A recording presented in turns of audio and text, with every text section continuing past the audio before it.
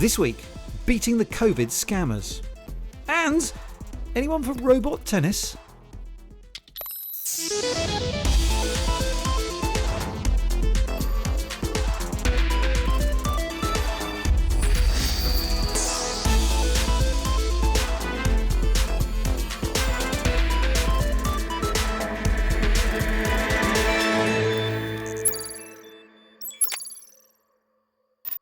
Welcome to Click. I would like to share with you some personal joy, if I may. I was getting ready to film the programme this morning when I got the best text message that I think I've received in years, inviting me to get my first dose of the vaccine. Congratulations. I presume you acted on it. Yeah, sure did. Took about 3 or 4 clicks, I think, and I'm booked in for later this afternoon. So it was easy. I did that, then I had a big cry. Well, I was so worried when I spoke to you first thing this morning. You were so upset, but now I know that they're tears of joy. It's all over. Yeah, I mean, I might go again, just to warn you, but this feeling of relief and possibly a release of pent-up emotions from the last year, I don't know what it was, but it happened. Let's just say that. But here's the thing, right? Before I confirmed, I found myself looking at this text and thinking, is this genuine? Now, I checked the website that it sent me to, and it did end in .nhs.uk, so it was all fine, but these are the times we're living in, where scammers target world events and take advantage of people's fears. And by genuine coincidence, this is what we're talking about this week. The Royal United Services Institute says that cyber scams reached epidemic levels during the pandemic. Dan Simmons has been finding out more. Preparing for a dawn raid. As soon as the door's breached, they will go in and then there will be a slight pause. Officers are on their way to a terraced house in North London. This is the City of London Police Force's 10th raid against COVID scammers this year alone. Operation Parasite is aiming to seize evidence before devices can be locked or destroyed.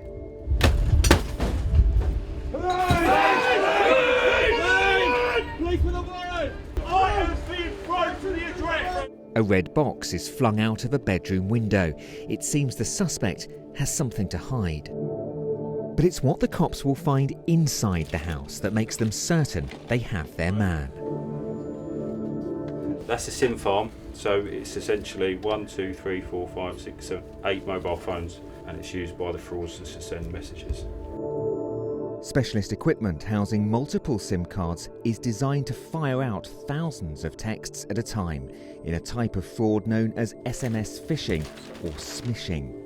Officers are now bagging up anything they believe could be evidence, phones, computers and the like. They've also got access to a digital dog that can sniff out this sort of equipment. Just like a drug dog, Fred has been trained to recognise the smell of materials used to make digital equipment. The search will continue for several hours. Whether it's raiding a house or simply taking a website offline, police are now closing down 2,500 COVID scams like this every single month in the UK. 30,000 campaigns have been stopped in the last year. But that doesn't mean that these often sophisticated cons aren't working. Partly because of the way our lives have changed. One line of attack has been to focus on the massive increase in home shopping. All those parcels have to be delivered, right? It was last autumn and I've been doing quite a bit of online shopping. Anyway, I got this text message through from courier firm DPD asking me to rearrange a parcel delivery. Like thousands of other people, I would have gone online and left some details, but I didn't because it wasn't DPD, it was fraudsters. And the only reason I knew, because it was pretty convincing, was I'd been in all day. The Black Friday sale started and I decided to purchase a lovely coat that I really wanted to buy for a very, very long time. Anna wasn't so lucky and is so worried about being targeted again, we've agreed not to use her real name. When she received an email saying her coat needed to be redelivered, she handed over financial details before realising it was a fake website. She immediately told her bank about the fraud and cancelled her card. I actually thought, now I have nothing to worry about, everything is fine and, case closed. A few days later, she received a call from the phone number on the back of her bank card. We've detected fraud on your account. We'll just need to take a few pieces of security information to get this sorted out. Okay, thanks for that. I can see that while we've been talking, your account has taken out a £9,000 loan. Was that you? Right, in that case, we'll need you to transfer that money back into our account. We'll give you the account number and sort code now. With the information she'd given them, the crooks had taken out a £9,000 loan into Anna's account and were now trying to finish the job by talking her into sending the money onto them. And I thought, okay, just give me the account number and sort code. So I still felt quite suspicious, and I decided to Google the sort code that they gave me and to see what that might come up with. Then it came up with a completely different account, different bank. I said, you know what, I'm just gonna hang up right now and I'm just gonna call you back. And this is when they just started panicking a lot, and they were like, no, you don't hang up. The longer the money are out somewhere, the more likely that they're just going to be used by fraudsters. Anna then called her bank and realised the scammers had come back to hit her again. She closed that account, changed her email address and mobile number in a bid to escape the crooks. She still doesn't feel safe. I know I didn't lose any money, but it did feel like a real burglary, to be honest. I didn't feel like that was the end, because there was still a lot of my information out there that fraudsters can potentially try and use. And I don't know if they're going to use it now or in 2 months' time or in 2 years' time. That particular fraud netted nearly £250,000 last year. The true figure is probably much higher due to underreporting. In fact, during the pandemic, the UK service, the Cyber Helpline, saw an increase of 366% in the number of people seeking support after being a victim of cybercrime. Only a quarter of those had already reported the crime to the police. Detective Chief Inspector Martina Elliott helps lead the fight against fraud on a national level. The different types of fraud that we have seen have dramatically shifted. For example, online shopping fraud has gone up by 43%, which is a huge leap. We saw a definite increase in smishing after the December rollout for the COVID vaccine, where we received over 1,000 reports in 1 week. They are taking advantage at the most horrendous time. People at the moment are short of money, people have lost employment, they've lost jobs, they're vulnerable, and these despicable people are taking advantage of all of those things. It's reprehensible. Back at the morning raid, and 21-year-old Ty Gallagher has been arrested. Officers find scripts on a smartphone designed to trick victims into revealing personal information. Messages with associates about the most effective ploys. They're saying I use this to make my money. And lists of numbers which can all be targeted at the press of a button.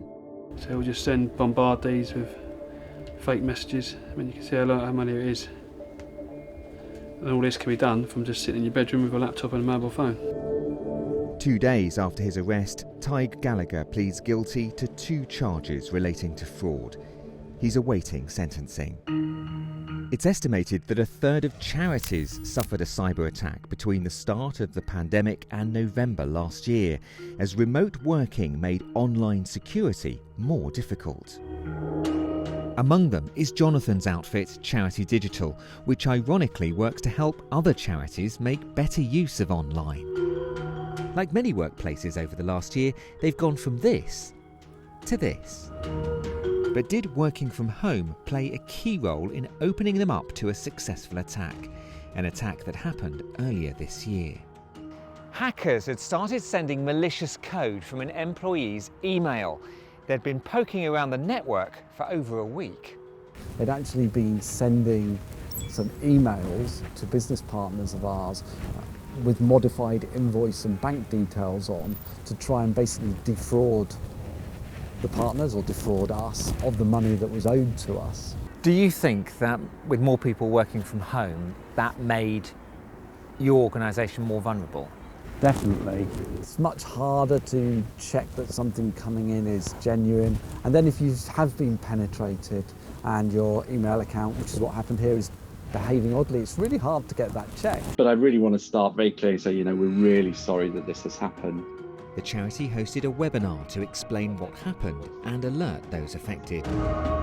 Although Charity Digital didn't lose any money directly, Jonathan estimates the cost of dealing with the attack ran into 5 figures. But perhaps the most worrying attacks over the past year have been the ones targeting the UK's ability to manage and counter the spread of the pandemic itself. 4 years ago, the WannaCry ransomware attack brought the NHS to a standstill for several days, with attackers seizing control of hospital systems and demanding payments. The man in charge of protecting the UK's hospitals, vaccine research and rollout, and other key infrastructure has been desperate to avoid a repeat. One of the things we learned very early on was that the organisations, the businesses that supplied our hospitals, supplied the work behind the vaccine, all of those became critical, and so they're still potentially a target for states and criminals. The NCSC has told Click that the number of high-level incidents against key coronavirus-related targets like the NHS and vaccine development is happening around the clock at around 30 every month. But none of them are believed to have affected the NHS response. There's certainly been no service disruption or impact or theft that we're aware of. Obviously, it's hard to be always be confident of everything because you don't see everything. But have any been successful against any other critical systems? Well, there unfortunately have been a number of successful ransomware attacks against businesses. I can think of roughly about 10 that would be, again, we deal with a number of ransomware cases, unfortunately far too many, but about 10 that have been, it could have been considered part of the supply chain. Meanwhile, the problem of fraud, particularly during the pandemic, continues relentlessly. We are never going to be able to arrest our way out of fraud because the levels are rising. Technology enables fraudsters, so it is on the increase and it is likely to continue to increase. Hopefully we are keeping pace and we are dealing with it, and we will continue to keep pace with it. The level of fraud has jumped over the past 5 years, and now the pandemic has allowed scammers to prey on fears and uncertainty. Officers admit that perhaps the most effective weapon against all of this is for us to adopt a sort of new normal and double-check any message that asks us for our details. That was Dan. Now, obviously, getting a text inviting you for your vaccination is a massive deal. And as I said, I checked that the website I was being sent to ended in the official.nhs.uk. And once I was there, I wasn't asked for any other details apart from my date of birth. But that might be different for you where you are. So, our general advice is... check it sends you to an official website that you recognise and that nothing is misspelt. If you're asked for your bank details or any other information, get suspicious. Just to note that by clicking on the text, you're not automatically going to be handing over your bank details. It just means that you are likely to be asked for them soon. And if you are suspicious, you can contact the organisation which sent you the message independently. And if you're in the UK, you can forward any text messages to 7726. That spells the word spam, so that police can investigate and reply to you as to whether it's genuine or not. Hello and welcome to the Week in Tech. It was the week Facebook agreed to pay News Corp Australia for its journalism, following a world-first law to make tech platforms pay for news content. Uber said it would pay UK drivers a minimum wage, holiday pay and pensions after it lost a legal battle around workers' rights. And Google and Headspace launched a series of children's mindfulness videos to help combat stress around online learning, social distancing and screen time. Canadian researchers are developing an exoskeleton that uses AI to see and react in real time. Where other assistive systems typically use manual controls, this combines computer vision and deep learning to adjust movements in relation to its surroundings. From 2 legs to 4, this robot in Norway is using machine learning to shapeshift. This droid's limbs can be short, stable and slow, or tall, fast and nimble, for example, to step over objects. Sensors and camera vision inform its decisions by tracking and analysing its terrain.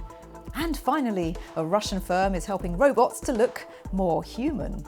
Robot maker Promobot showed off its new department dedicated to making realistic robot skins. The R&D arm houses polymer specialists, artists and 3D modelers.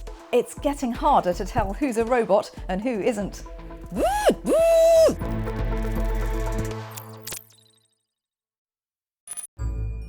Now, as we saw earlier, police forces are targeting scammers at their homes, but there are also online vigilantes who are fighting back, and one of them is utilising artificial intelligence to tackle telephone fraud. Omar Meteb has been finding out more. Okay. Ma'am, why did you do this? Why did you do this? Ma'am, why did you redeem? Hold on, let me go ahead and do the next card for you then, Steve. Are you mad? Are you mad? Why are you redeeming cards? This is Kit Boga. He is a Twitch streamer, a YouTuber, and a scam baiter. But what is a scam baiter? Well, they trick and waste time of scam callers who try to steal money from unsuspecting innocent people over the phone. Scam baiting seems to be getting more and more popular, with videos flooding social media. I mean, I found Kit Boga on TikTok.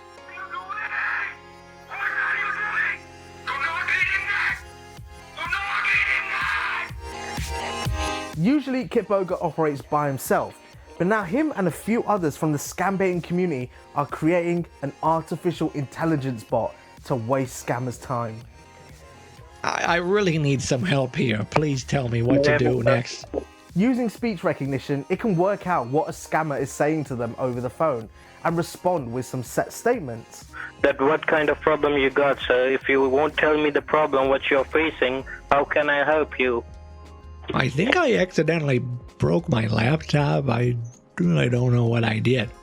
And it can keep on going on and on until the scammer finally recognizes that it's talking to a bot. Anymore, your laptop. If I could keep them on the phone for an hour, that was an hour they weren't talking to someone else, right? Like I wanted to get out there and do something. Whenever I got those dozen inbound phone calls every day, like I can't answer all of them. So if I just forwarded those to an AI, and even if it only wasted 10, 20 minutes, that adds up. While Kit Boga can and has wasted up to 37 hours of a scammer's time, this AI at its current stage can do that for about 30 minutes before they realize. Some lady was trying to get my attention. Okay, what were you saying? So this AI is responding with set statements and it's using Kit Boga's own voice to speak. But in the future, he hopes for the AI to create its own synthesized voices and use machine learning to pick up what a scammer is saying to them and come up with their own response. I don't want to waste your time if you could get a manager for me. I swear the AI said that exact same line like 50 times in this one call. I really do think we could get it to a point where we could allow people to, like if they get a scam call, they would just be able to forward it right over to one of these AIs. The tricky part would be like, you don't want them forwarding their mother-in-law's number or something, right? Like that. But yeah, I think just it being more autonomous or automated, just doing its thing, I just think that would be funny, you know? We'll see. So, what's it like being on the receiving end of this AI and actually having your own time wasted? Let's find out. I'm trying to talk to David. He and I spoke yesterday, and I owe him a couple gift cards. David is not here. Can I take your gift card codes? All right, let me give you the code that was on the back of the card. Gee. No, you can't talk to him. He's not here right now. Sorry. What did she say? Where would you like to fly to? I'm taking a trip to New York. They tried to sue New York. Now, as you can see, the AI does have some teething problems, but it's still in its early stages, and they're hoping the next big iteration of this will be available later on in the year. $1,000 is there. You're supposed to type 400.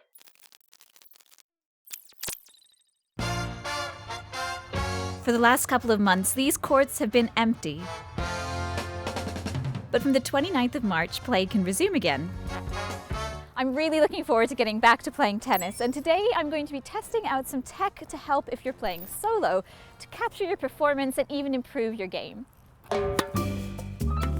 If you have no tennis partner, you can still play with the Slinger bag. This portable tennis ball launcher and its attached oscillator costs £780. It started as a Kickstarter campaign and is now a good solution for socially distant tennis. The bag is quite large but is designed to fit in a car boot with a removable battery. Once charged, it lasts up to 5 hours. Speed, frequency, and feed rate of the balls can all be adjusted and operated by remote control from across the court. It holds up to 144 tennis balls at one time. We're using just over 70 for our practice. So this is the oscillation mode.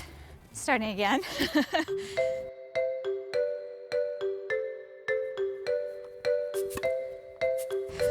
Now it's time to collect the balls. There's no automated collection of balls, but the Slinger does come with, this very handy telescopic tube, which makes it a lot easier to collect. I've seen many machines. There are various sizes. I mean, Slinger is very unique, it's portable and very easy to carry. Where the other machines, you have to have wires, long cables, and in terms of health and safety wise, this is a brilliant, brilliant idea. Capturing all of this action has been the Ava, or Automated Videoing Assistant. It connects to your smartphone via Bluetooth and follows you as you move around the court. This is a prototype of the device which will be available in the autumn. It also started on Kickstarter. The Ava has 9 speeds and rotates in 2.5 seconds. Fully charged, it has 10 hours of battery life. My background's from tennis, and I wanted to create something that would capture video footage easily for people who wanted to submit their footage to the tennis coaches. Other features include automatic zoom tracking and this eyesight module attachment, which connects to apps like Zoom and TikTok. That's still in first prototype. You screw it on, and that does all the machine learning on itself, which means that anything mounted to it has got auto tracking capability, effectively being piggybacked onto the eyesight module. After 3 months away, it will be great to get back to playing tennis, with or without a human partner. That's it from us for now. As ever, you can keep up with the team on social media. Find us on YouTube, Instagram, Facebook and Twitter at BBC Click. Thanks for watching, and we'll see you soon. Bye-bye.